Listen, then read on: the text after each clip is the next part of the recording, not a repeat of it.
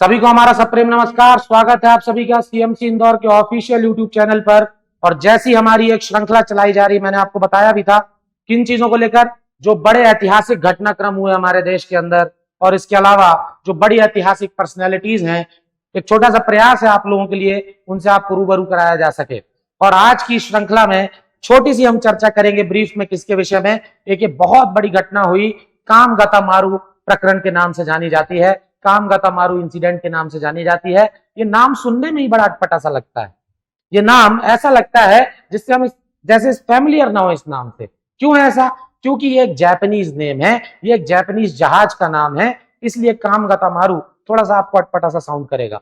देखिए, जिस समय ये प्रकरण हुआ उस समय का माहौल कैसा था देश का। भारतीय राष्ट्रवाद अपने चरम पे था और ये चरमता इस हद तक बढ़ चुकी थी कि विदेश की धरती में तक रह रहे भारतीय इसमें अपनी सहभागिता देना चाहते थे।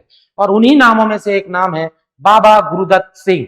ये फ्रंट में आप जिनकी इमेज देख रहे हैं, ये सिंगापुर में रहते थे। सिंगापुर एक छोटा सा देश है जो साउथ ईस्ट एशिया के अंतर्गत आता है।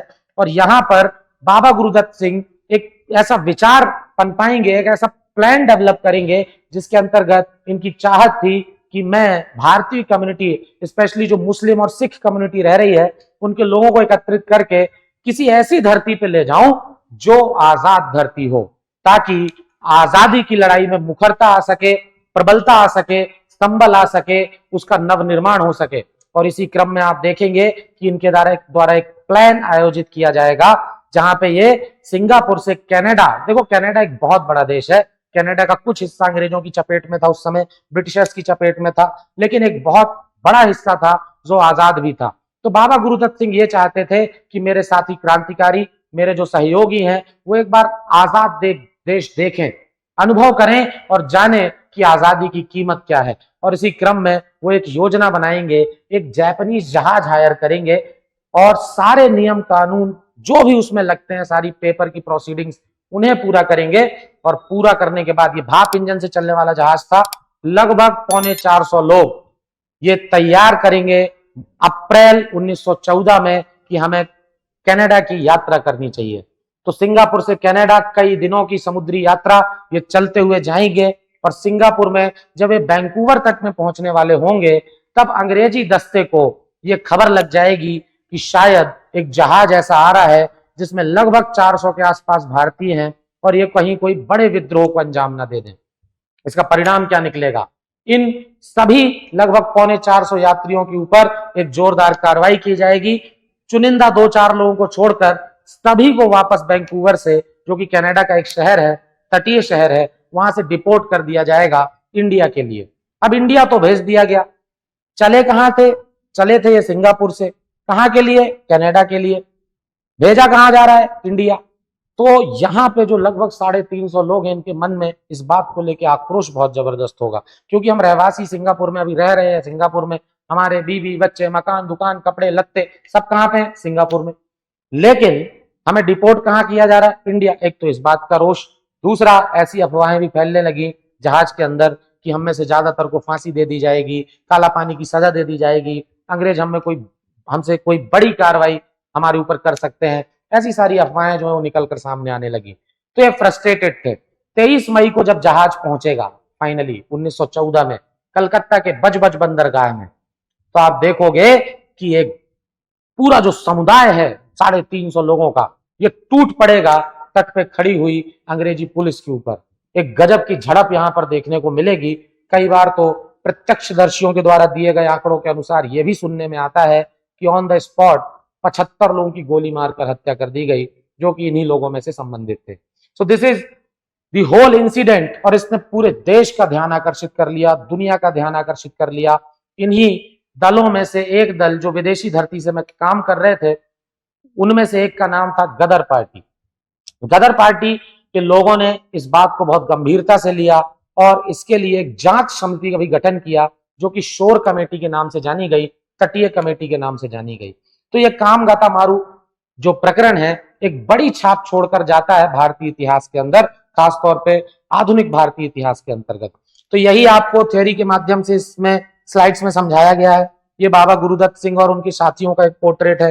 ये आप देख रहे हैं कलकत्ता के बजबज बंदरगाह पर कैसे सिख और मुस्लिम कम्युनिटी के लोग हैं। ये वो जहाज है कामगाता मारू जहाज, भाप इंजन से चलने वाला जहाज, काफी बड़ा जहाज है, ठीक है। तो यही आपको यहाँ पे थ्योरी में समझा दिया गया है। ये इंग्लिश में लिखा हुआ है, the Komagata Maru incident is about a Japanese ship called Komagata Maru that voyaged. Voyaged का मतलब क्या होता है बच्चे? जब भी कोई समुद्री अभियान चलाया जाएगा तो समुद्र में अभियान करना, ये वॉयज ही कहलाता है इंग्लिश में। From Hong Kong which is a part of Singapore, now the part of British Empire during that time, to Vancouver the British Columbia in Canada passing through the Shanghai. ये रूट बताया गया है कि Shanghai, China, Japan के रास्ते होते हुए। क्या हमारी मैप को देखने की एक सर्टेन तरीके की आदत है कि भारत से निकले होंगे कैसे अफ्रीका से घूम के गए होंगे? नहीं भाई साहब, नक्शा उस तरफ भी है। तो आप साउथ एशिया से निकलोगे तो उस तरफ से भी आप कहां पहुंच सकते हो? कनाडा पहुंच सकते हो। पश्चिम की दिशा से भी आप कनाडा जा सकते हो। तो ये सब हुआ in the year of 1914 carrying 376 passengers from Punjab, the part of British India. The incident got highlighted because out of all the passengers 24 were admitted to Canada. सिर्फ कितने यात्री उतरने दिए गए? 24 यात्री उतरने दिए गए, बाकी सबको डिपोर्ट कर दिया गया। But others 352 passengers were not allowed inside the Canada and ship was forcefully returned to India. अगर रिटर्न भी करना था तो इसे कहां लौटाना चाहिए था? इसे लौटाना चाहिए था कहां पर? आप देखोगे तो वापस सिंगापुर भेजते, हांगकांग भेजते, लेकिन नहीं, ऐसा नहीं हुआ, इंडिया भेज दिया गया। ये हिंदी में उसी का वर्जन है, देख लीजिएगा आप लोग, आपकी सुविधा के लिए है। आगे आप देखोगे तो 23 मई को अप्रैल से वापस लौटा शिप। 23 मई को जब यह कलकत्ता पहुंचा तो यात्रियों ने अंग्रेजों से भारी भरकम झड़प कर ली। और इसमें आप औपचारिक आंकड़ा देखो, ये हमेशा आता है। देखो जनता कुछ बताए, सरकार हमेशा आंकड़ों को क्या करती है? दबाने की कोशिश करती है। मैंने तो आपसे बताया ना, 75 लोगों के खत्म होने तक की खबर आई, लेकिन अंग्रेजों के सरकारी आंकड़ों में आप देखोगे तो सिर्फ 20 लोगों की ही बात कही गई। प्रत्यक्षदर्शी क्या कह रहे हैं कि 75 लोग ही खत्म हुए थे। ये उसी का इंग्लिश वर्जन है। देखिए यहाँ पे कैसे बजबज बंदरगाह में भीड़ का हुजूम लगा हुआ है और अफरा तफरी की एक पूरी स्थिति बनी हुई है। एनीवेज, तो मैंने आपसे बताया कि जब ये पूरा प्रकरण हो गया तो फिर इसमें गदर पार्टी के जो एक्टिव मेंबर्स थे उनका योगदान बहुत ज्यादा था। गदर पार्टी जुलाई 1913 में एक संगठन बनाया गया था क्रांतिकारियों के द्वारा जो विदेश की धरती में रहते थे, और इसकी स्थापना की गई थी सैन फ्रांसिस्को में, जो कि यूएसए में एक स्थान है। संस्थापकों की अगर बात करें कि इसके फाउंडर कौन थे, संस्थापक कौन थे, तो सोहन सिंह भाकना का नाम आपको याद रखना है। और ये इसलिए जोर देके कह रहा हूं मैं क्योंकि गदर पार्टी में जो फेमस मेंबर हो गए वो थे लाला हरदयाल, लेकिन लाला हरदयाल इसके फाउंडर नहीं है, ये आप ध्यान में रखिएगा। He was one of the prominent members, प्रमुख सदस्यों में से एक थे। कुछ समय तक बाबा गुरुदत्त सिंह भी इससे एसोसिएटेड थे, और इसीलिए गदर पार्टी के प्रयासों से ही आप देखोगे तो शोर कमेटी या जिसे तटीय कमीशन भी कहा जाता है उसका गठन किया गया था। ठीक है, ये आपको बहुत अच्छी तरह से ध्यान में रखना है। अगला देखिए, तो ये इसके बाद इस पूरी घटना को ट्रिब्यूट पे करने के लिए हमारे जो अभी वर्तमान प्रधानमंत्री हैं, जो 2024 में प्राइम मिनिस्टर बने, आदरणीय नरेंद्र मोदी जी, उनके द्वारा इस घटना के 100 वर्ष पूरे होने पे 2014 में टोकन के रूप में एक चांदी का सिक्का चलाया गया। ये वो चांदी का सिक्का है और ये सिक्का 100 रुपए की वैल्यू का है। कितनी वैल्यू दी गई है इसे? 100 रुपए।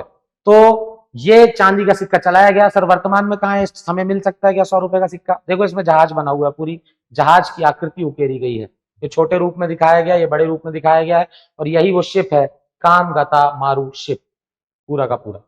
ठीक है, तो इसे आपको अच्छी तरह से ध्यान में रखना है। 100 साल पूरे होने पे ये एनिवर्सरी सेलिब्रेट की गई, और इसके उपलक्ष्य में आप देखोगे अभी कहाँ रख दिया गया है इसे?